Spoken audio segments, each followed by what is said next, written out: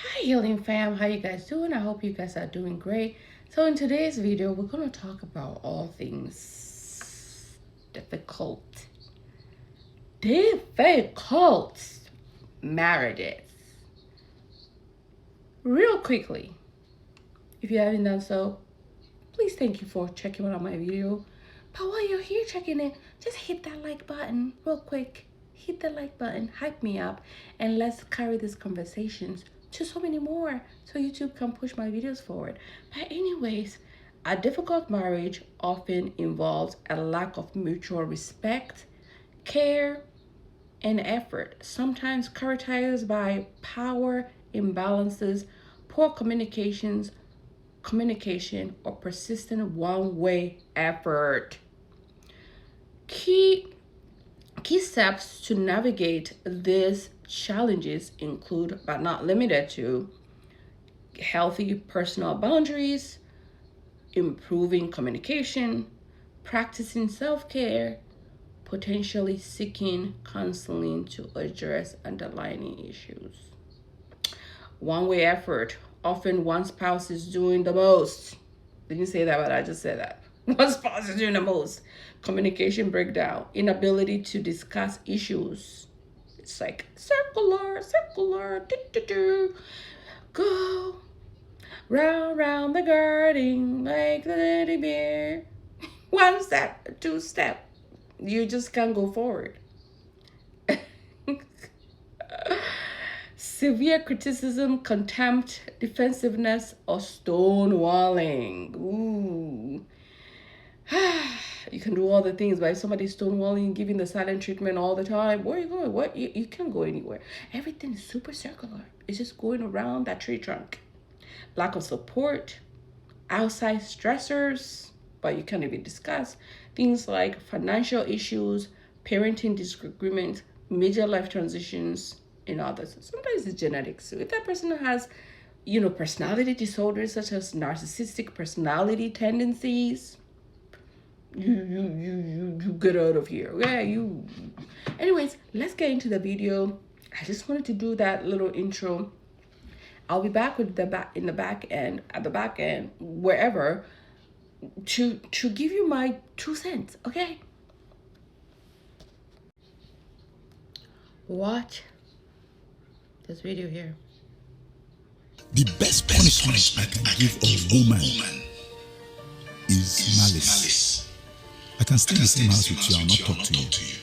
If you cross the line, my wife knows I am king of malice. I'll not talk to you. I will be whistling with my children. Oh, I love you. I will be doing all those things. I said, okay, daddy, then what do you want me to buy for you? I'll go out, come back late. That is the beating. That suffices physical ones. Why go and beat a woman, then what? I don't do that.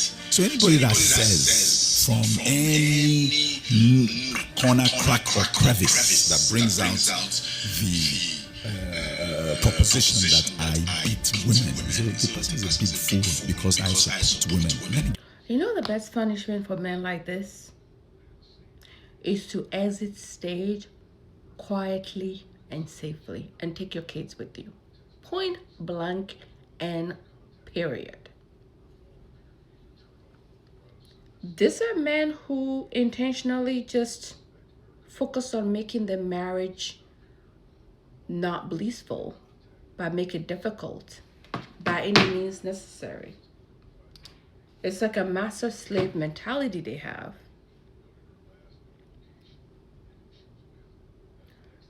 When you look online, these are some of the strategies when you're dealing with difficult marriages that show signs like that: torment, stonewalling, silent treatment, keeping malice, intentionally inflicting pain on you, spiritual abuse, sometimes psychological abuse, because they know they can't do the physical one, they can't beat you up. But if they get a chance, they will beat you up. They will beat you up and analyze you and lie. Have you seen the femicide rates? So they use psychological warfare. Okay, so warfare. And then listen, if you're hyper religious and religious or whatever, and you think you're gonna pray your way out of having this type of man love you, you gotta be kidding yourself. Like I said, you start planning your exits, either left or right, whichever will make it easier for you. But being that limbo, or should I stay, should I go? Or having this, a lot of African women especially have this hardcore presentation, especially the ones in really bad marriages. Because the thing is, I used to think like, oh, I just don't have I just don't have the skill set it takes to be in a marriage. But I realized that many African women are in really toxic, chaotic, narcissistic, abusive marriages. And they know it. And some of them will say things like, well, I just stay and I just ignore it. How do you ignore it? Oh, just don't say anything. How do you not say anything? Oh, please come to the comments. The ladies who are in those marriages with the man who's keeping malice like this. Because me, I just can't. I can't. You're keeping malice. I'm not built to keep malice with you too. I will tell you a thing or two, and I'll just start planning my exit stage life because it ain't for me. I ain't about to make my life an internal state of unhappiness because I'm the queen of enjoyment. Okay, God damn, life is too short. Oh, yes, I remember one lady I was talking to. Her husband is a doctor, and I said, "How do you do it?" At that time, I was going through it. Take me through it. Take me through it. Take me through it. Take me through it. I was going through it. And I said, how do you do it? I called her up and I said, how do you do it? You have this family that looks really good on the outside. You know, I'm not going to say what her profession is, but I know her husband is a doctor. And I said, wow, you guys have been together for over 20 years. How do you keep this going?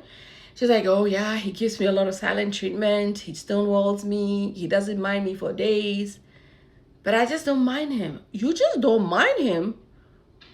You're in marriage. I was like, oh, we haven't been on one bed for months. And you're in the same house? How do you do it? I just don't have the skill. I just don't have the bandwidth. I'm not built for this. Why does it have to be normalized that because we are women and we are in marriage and we have kids, so we have to be in a constant state of unhappiness? Because all of a sudden you're with a man. That man was my classmate, was sitting behind me in class being goofy as hell. That same guy I was taking college classes with and I was getting A's and he probably was getting C's. Why all of a sudden you marry that man, all of a sudden that man becomes your God? Like you cannot even be like, what? Just let me know, how do you do it? Besides it, but anyway, it says focus on self-change. Okay, instead of trying to fix your spouse, focus on what you can change within yourself. But if you're changing yourself and that person is staying the same, it's like you're drinking the Kool-Aid and you're changing yourself. But for what? Why can't you move yourself out somewhere where you don't have to do all that work to change yourself, to fit into his narrative and delude yourself? Like, I just have to abandon my going for my degree because he doesn't want it. He doesn't want me to go and get my this. He doesn't want me to do this. He doesn't want me to wear my hair like this. He doesn't want me to, dress up like this. He doesn't want me to wear makeup. He doesn't like it when I wear my hair like this. When you met me, was I not wearing my hair like that? Was I not wearing makeup? I don't get why men will get women and then all of a sudden, after they've gotten the woman, got married, all of a sudden they're like, I don't like it when you wear makeup. I don't like it when you dress up like that. I don't like it when you're with this friend. I don't like it when you go out too much. I don't like it that. I don't like it that. I don't like it. Well, I don't like your bald head either. But you're focusing. I tell people all the time, if you're going to go to therapy and you're with a man who's being a monster to you and you are sitting in that therapy chair every week crying, and let me tell you, your therapist is getting tired of you. God, I mean, I don't get why women, for some reason, when become adult women, they like to become children all of a sudden. Like, I'm unable to figure out my life out. I need this man on my side in order to navigate life. Like, I gotta have my husband. Almost like you like become this infant. I just it kids secrets. I'm just talking gibberish.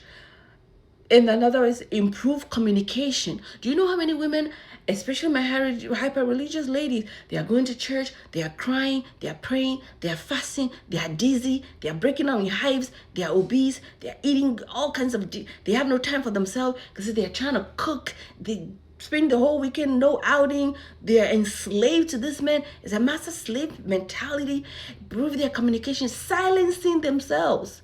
Do you know what silencing yourself does to your immune system? No one of these women, a lot of them have arthritis, they're obese, their skin, they stink, they have no time for themselves. Oh, it's like a forever, you just put yourself in a jail that nobody put you in. Should married feel like you're in jail though? Like you have timeout and no curfew is what I meant to say. But he doesn't have curfew though. He does not have any curfew, and he can just pack up his bag and go on the work trip for 3 months. And then it says set boundaries. How are you setting boundaries with somebody who doesn't even respect your boundaries? And then the person will just chuckle and say, "You are very funny. You're a very funny person." You're setting boundaries with this person. He's telling you you're a very funny person. And he's keeping malice with you. I come and I chuckle with my kids and I ask them, can daddy buy you something? And meanwhile, he's giving you silent treatment for the past 3 months. Prioritize connection. Yeah, you can prioritize connection, but if that man has taken you away from all your connections and you allowed yourself to have that be the setup, then you're setting yourself up for failure. Your life up for failure for the sake of marriage. Those are the telltale signs that you are indeed in a difficult marriage or relationship. Let me know in the comment section. As always, thank you for checking out this video. I'll be back for more videos like this. Bye. Silent treatment, known as malice, is emotional abuse. I don't know which part of what part of dictionary that we need to explain to you men that when you go for a long period of time, when you are silent for a long period of time, it creates a dysfunction. All right. What do I mean by dysfunction? The woman would get used to your silence. All right. She gets used to your silence, and then she is open to entertaining other people. For Christians who say that's when the devil steps in. Because a woman that is distraught, a woman that is going through such emotional abuse, she finds solace in the hands of anyone that can pacify her. A man comes along the line, she's carrying this heavy burden, she needs to talk to someone. Sometimes these women can't even talk to their families. They cannot talk to their friends because they are too ashamed to express what is going on in their homes. So another gender, which is y'all's gender, steps in and gives this woman listening ear. That is where they start building a bond. Unless the man is not interested in her. If the man is interested in her, that situation would create friendship between the both of them because now she has somebody to talk to. She feels seen. She's seen, she's heard, she's comfortable talking to this new man. Okay? So when you think that you are punishing your partner by using silent treatment, which is emotional abuse, malice or whatever y'all want to call it, you are breaking your marriage. You are creating a dysfunction in your marriage, in your home. So it is not the woman's fault when she finds solace in the hands of another man. It is your fault. You created the void. All right. So I don't know why everybody is crashing out. Life happens. Like I tell you, man, you cannot treat your partners badly and you expect them to stay, pray, wail, and just be a shadow of themselves. It's not happening anymore. This is 2026, and come on, a woman with money is a woman of means. The woman has options. A woman with money is a woman with options. She can do whatever she likes. She can travel. She can take care of her kids. So she really doesn't need you. So do what you like with that information. If you like, keep crashing out. Well, whatever. Most of you cannot even perform in bed. Anyways, that's a story for another day. Yeah, have a good day. I'm sure a lot of you would have seen the video going viral recently in regards to this Nigerian man, Frank something. I don't know what he does. I'm really not into the Nigerian celebrity world. I'm not going to lie to you. So I don't know what majority of them does. But I know a video of him has been circulating in regards to him saying he keeps malice with his wife. That's how he punish his wife. And apparently, same person, allegedly, his wife had been cheating on him with another person. I don't know how true that is. Listen, this is not me trying to gossip. I'm not here to gossip about celebrities. I don't do it. I don't give a fuck about none of them. I don't gossip about people. I'm just going to come and share certain lessons with you from that clip because it's been going viral. A lot of you are married, yeah? And you decide to keep malice with your husband, your wife in the house for weeks, for days. Are you crazy? If you feel like it has gotten to that point where you have to keep malice with yourselves in the house, why don't you just go your separate ways? Because what's the point? Your children can see. You guys are just going to build unnecessary resentment between yourselves. And you know what that resentment will cause? It will cause you to hate each other. Because why are you married and you cannot communicate to each other? And you're keeping malice to teach each other a lesson. What do you think is going to happen when you're keeping the malice and not talking to each other? What do you think is going to happen? Because obviously, one of you is going to have to step out eventually. Is either the woman or the man. One of you will step out outside your marriage. Once you start to keep malice, you build resentment. Once you start to build resentment, there's no coming back from it. And this is nothing but the honest truth. Resentment would make you hate each other. And then guess what's going to happen? Because you guys have got kids. So who's going to suffer it? Yeah, those little picnics in the house. Because you know what's going to happen? You two resenting each other, you are going to create monsters in each other. And guess what those monsters are going to do? Raise your children. So if you feel like your marriage, your relationship has gotten to a stage where you have to keep malice with each other and not speak for days, for months, go your separate ways, please. It's not worth it. It's not worth it.